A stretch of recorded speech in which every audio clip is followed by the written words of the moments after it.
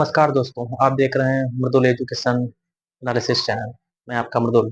मैं आपको बताऊंगा यूपी पुलिस एग्जाम जो चल रहे हैं उनका कट ऑफ क्या होगा, उसकी सेफ स्कोरिंग क्या होगी, मैं उसके बारे में बात करूंगा। यूपी पुलिस कांस्टेबल री एग्जाम 2024 है, जिसमें 60,244 पद हैं और इसमें लगभग हम कह सकते हैं कि 50+ लाख फॉर्म इसमें पड़ा हुआ है और 50+ लाख फॉर्म में जाहिर सी बात है बहुत कम बच्चे इसमें पेपर देने जाएंगे और ज़्यादातर अमाउंट रहेगा पेपर देने वाले का, ये पता होना चाहिए। दूसरी बात ये करते हैं कि बहुत बच्चों को डर ये रहता है कि नॉर्मलाइजेशन जो एक सामान्यकरण होता है उसमें बहुत कम चिंता करने की बात है। और आपको मैं बता दूं कि ये चीज़ें फर्स्ट शिफ्ट में यानी कि 3 से 4 नंबर अंकों का फर्क रहता है। 23, 24 और 25 पेपर का मैंने एनालिसिस किया है। उसमें पेपर अगर हिंदी की जीके की, मैथ्स की या रीजनिंग की बात करें तो पेपर दोनों शिफ्टों में यानी कि फर्स्ट का हो 23 का जो फर्स्ट शिफ्ट हो या सेकंड शिफ्ट हो या इसकी फर्स्ट हो सेकंड हो इसकी फर्स्ट हो सेकंड हो 24 की हो या 25 अगस्त की जो पेपर हुए हैं उनका जो हो वो दोनों पेपर जो हैं दोनों शिफ्टों के पेपर जो हैं वो मॉडरेट लेवल के हैं। और 30, 31 का जो पेपर भी है आगे जो होगा तो जाहिर सी बात है कि या तो वो थोड़ा सा हार्ड होगा या मान सकते हैं स्कोरिंग हो भी सकता है कि नहीं भी हो सकता है, और इजी लेवल भी आ सकता है, मॉडरेट लेवल भी आ सकता है। तो कट ऑफ की बात हम बाद में करेंगे। पहले हम ये बताते हैं कि नॉर्मलाइजेशन जो होता है वो फर्स्ट शिफ्ट में 3-4 नंबर का फर्क आता है, बस ये आप मान लीजिए। 23, 24 अगस्त को और 25 अगस्त को जो पेपर हुआ है उसमें पेपर जो है वो मॉडरेट लेवल का है। उसमें घबराने की भी कोई बात नहीं है कि कितने अंकों तक हमें होना चाहिए और कितने अंकों तक नंबर हमारे आ जाने चाहिए, इसके बारे में बात करूंगा। सबसे पहले मैं बात कर लेता हूँ सब्जेक्ट क्या है। जीके है, जनरल नॉलेज है, हिंदी है, मैथ्स है, रीजनिंग है। इसके क्वेश्चन 38, 37 तरीके से चलते हैं और टोटल क्वेश्चन जो हैं वो 150 क्वेश्चंस होते हैं। तो 150 क्वेश्चन, हर क्वेश्चन जो है वो 2 अंक का है। आपको यहाँ पर 2 अंक का क्वेश्चन मिलेगा।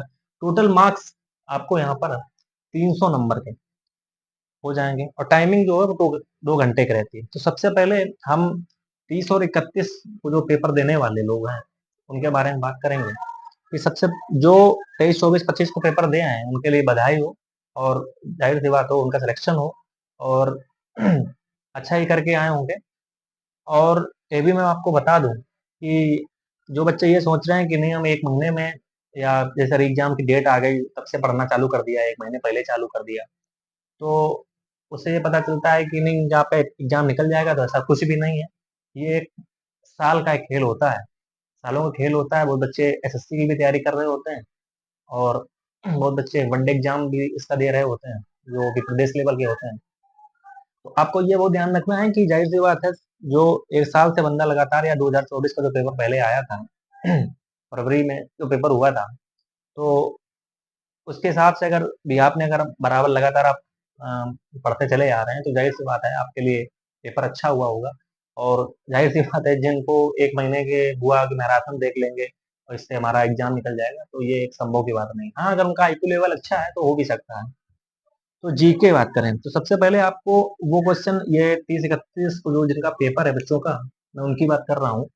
तो जीके जो हुआ और हिंदी हुई, तो सबसे पहले आपको वो एग्जाम में वो टॉपिक लेने हैं तो आपको बहुत ज़्यादा इजी हैं, जो आपको लगता है कि हम पहले इनको अटेम्प्ट कर लें, इसके बाद जो है अन्य पेपरों को, अन्य जो इसमें जो टॉपिक है उनको सॉल्व करेंगे, जैसे मैथ है, रीजनिंग है, हिंदी है। तो इसमें हम जीके की बात करें तो जीके में मैंने यहाँ पर 38 नंबर का होता है। तो 38 नंबर में जाहिर सी बात है कि आपको यहाँ पर मान सकते हैं कि 25+ नंबर आपके होने ही चाहिए, 25+। और ये और हिंदी में तो देखो जीके क्या है कि आप इसमें बहुत सारी करंट अफेयर्स आती है, बहुत करंट अफेयर्स आप पढ़ेंगे तब भी बहुत सारी करंट अफेयर्स ऐसी है जो आप नहीं नहीं भी पढ़े होंगे। उसका कारण ये है कि वो करंट से रिलेटेड है। लेकिन रही बात हिंदी की, तो हिंदी एक फंडामेंटल है। फंडामेंटल क्या है इसमें कि ये मूल है, ये बेसिक में आता है, तो आपको जाहिर सी बात है कि इसमें 30+ नंबर आपके होने ही चाहिए। यानी कि टोटल अगर इन दोनों का हम योग करें तो 5 55 नंबर। टोटल कितने नंबर? 55 नंबर। 55 नंबर होने ही चाहिए। फिर इसके बाद हम पहले हिंदी कर लो या जीके कर लो, इन दोनों में से कर लो। फिर इसके बाद आती है बात कि मैथ्स करना है कि पहले रीजनिंग करना है। तो रीजनिंग भी एक बोल सकते हैं कि बेस से जुड़ा हुआ मामला है, और इसका मैथ्स भी एक बेस से जुड़ा हुआ मामला है। सबसे ज्यादा इसमें आपको ये ध्यान देना है कि टाइमिंग किसमें खर्च होती है। सबसे ज्यादा टाइमिंग आपको मैथ्स में खर्च होगी। ठीक है, तो पहले रीजनिंग के क्वेश्चन कर लेना। रीजनिंग में आपको जाहिर सी बात है कि वही आपका लेवल रहेगा कि मान लो 30+ हो जाए, या मैथ्स में मान लो ये 38 नंबर का है, तो 38 नंबर में आपके 25+ ही रहें, इससे कम नहीं होने का। अगर इसमें इससे कम नंबर आ रहे हैं तो आपको दिक्कतें बढ़ सकती हैं। इसमें इस पर भी स्कोर यही 55 पड़ रहा है, तो 55 55 110 आपके नंबर हो जाते हैं। तो आप एक सेफ एरियाज में हैं। आपको घबराने की यहाँ पर कोई बात नहीं है कि आप यहाँ पर ये घबराएं और इसमें डरें कि नहीं हमें पहले ये करना। बहुत सारे बच्चे करते क्या है कि मैथ्स का पेपर पहले कर लेंगे, मैथ्स के पेपर में बहुत सारी चीजें आ भी रही हैं, बहुत सारी चीजें नहीं आ रही, अब उनका आंसर नहीं आ रहा, वो अपने आप में सेटिस्फाई नहीं हो पा रहे हैं, तो माइंड में स्ट्रेस होने लगता है। जब स्ट्रेस होगा तो जाहिर सी बात है कि टॉपिक से हम भटकेंगे। जो टॉपिक से भटकेंगे तो जाहिर सी बात है कि हमें ये भी ध्यान रखना है कि ड्यूरेशन हमारी जो है वो 2 घंटे की है, तो 2 घंटे में हमें सारा कुछ करना भी है। तो आप इजीली इसी तरीके से सॉल्व कर सकते हैं। सबसे पहले आप जीके करें या हिंदी करें, इन दोनों में, या इसमें इस वाले में रीजनिंग कर लें या मैथ्स कर लें, जिसमें आपको जो तरीके लग रहा है। तो हम सजेशन यही देना चाहते हैं कि आप हिंदी जीके में कोई भी पहले उठाएं, उसके बाद मैथ्स और रीजनिंग इसके बाद करें। अब हम बात करते हैं कि जो भी अभी औसत स्कोर इसके 23 24 25 के हिसाब से बिहार में अगर देखें तो जाहिर सी बात है 110 का क्वेश्चन का औसत स्कोर चल रहा है।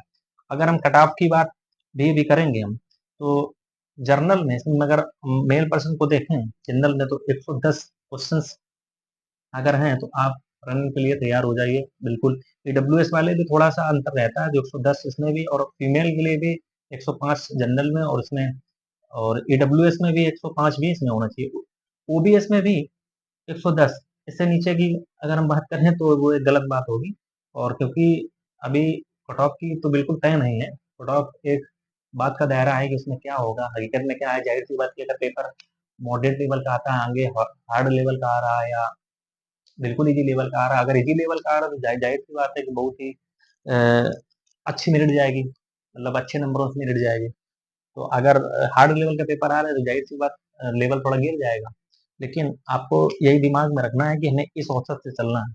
ओबीसी में 110 नंबर, और फीमेल की बात करें तो 105, एससी में यानी कि शेड्यूल कास्ट में 100 से इसमें 95, और एसटी में 90, और इसमें फीमेल 80 नंबर का जिक्र है।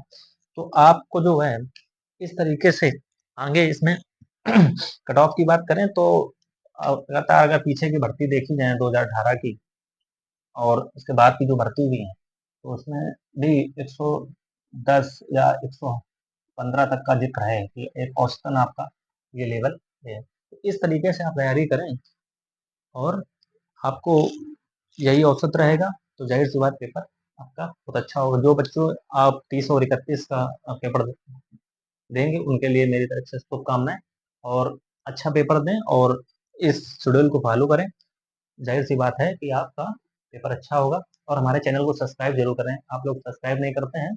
धन्यवाद। मेरा वीडियो कैसा लगा कमेंट बॉक्स में ये जानकारी जो आपको मिली है कैसी लगी है कमेंट बॉक्स में जरूर बताएं, और हमारे चैनल को लाइक और सब्सक्राइब जरूर करें। जय हिंद, जय भारत।